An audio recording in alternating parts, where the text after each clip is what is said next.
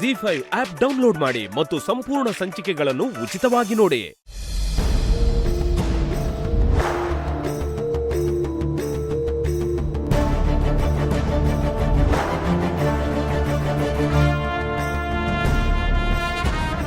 ವೈದೇಹಿ, ಏನಿದು ಬೆಳಗ್ಗೆ ಬೆಳಗ್ಗೆನೆ ಉತ್ತರ ದಕ್ಷಿಣ ಅಂತ ಓಡಾಡ್ತಾ ಇದೆಯಲ್ಲ, ಏನಾಯ್ತು ಈಗ?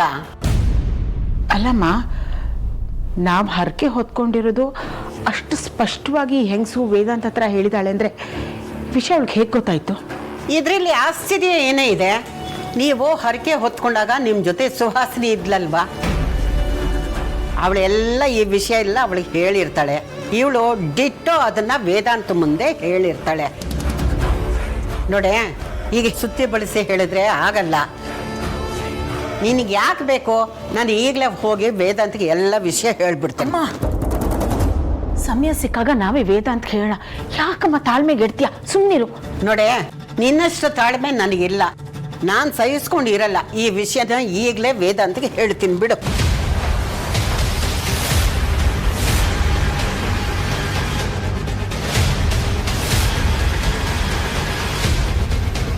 ಯೋಚನೆ ಮಾಡಿ ವೇದಾಂತಕ್ಕೆ ಹೇಳಿದ್ರೆ ಆಯ್ತು. ಸುಮ್ಮನೆ ತಾಳ್ಮೆಗೆ ಇಡಬೇಡಿ.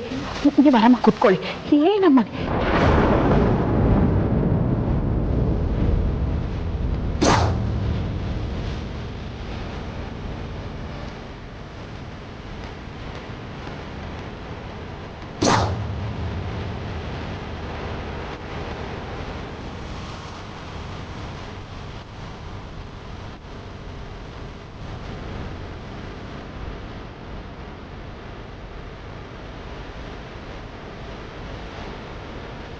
ಅಜ್ಜಿ, ಏನಾಯ್ತು?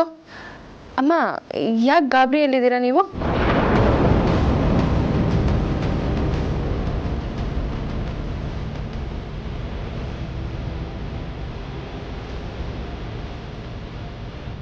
ನೋಡು, ಎಷ್ಟು ದಿನ ಗುಟ್ಟು ಮುಚ್ಚಿಟ್ರು ಆಗಲ್ಲ. ಈಗ ಹೇಳೋ ಟೈಮ್ ಬಂದಿದೆ, ಹೇಳ್ಬಿಡ್ತೀನಿ. ಆರ್ತಿ, ನಿನಗೊಂದು ವಿಷಯ ಗೊತ್ತಿಲ್ಲ ಅಲ್ವಾ? ನಮ್ಮ ಮನೆಗೆ ಬಂದಿದ್ದಾಳಲ್ಲ ಹೆಂಗಸು, ವಿಕ್ರಾಂತ್ ವೇದಾಂತಕ್ಕೆ ತಾಯಿ ಅಂತ, ಅವಳು ಅವರ ಅಮ್ಮನೇ ಅಲ್ಲ.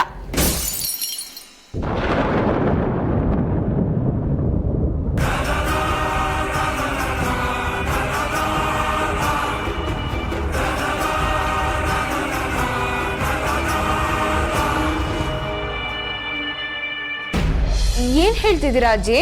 ನಿಜನೇ ಹೇಳ್ತಾ ಇದ್ದೀನಿ. ಅವಳು ನಿಮ್ಮ ಅತ್ತೆನೇ ಅಲ್ಲ. ಅಂದ್ರೆ ಅವರು ವೇದಾಂತ್ ಬಾಬಾ ವಿಕ್ಕಿಯವ್ರ ಅಮ್ಮ ಅಲ್ವಾ? ಅಯ್ಯೋ ಅಲ್ಲ ಕಣೆ, ಅವಳು ಯಾರೋ ಸುಳ್ಳು ಹೇಳ್ಕೊಂಡು ಬಂದಿದ್ದಾಳೆ.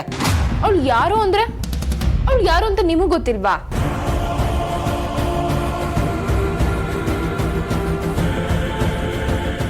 ಗೊತ್ತಿಲ್ಲ ಕಣೆ.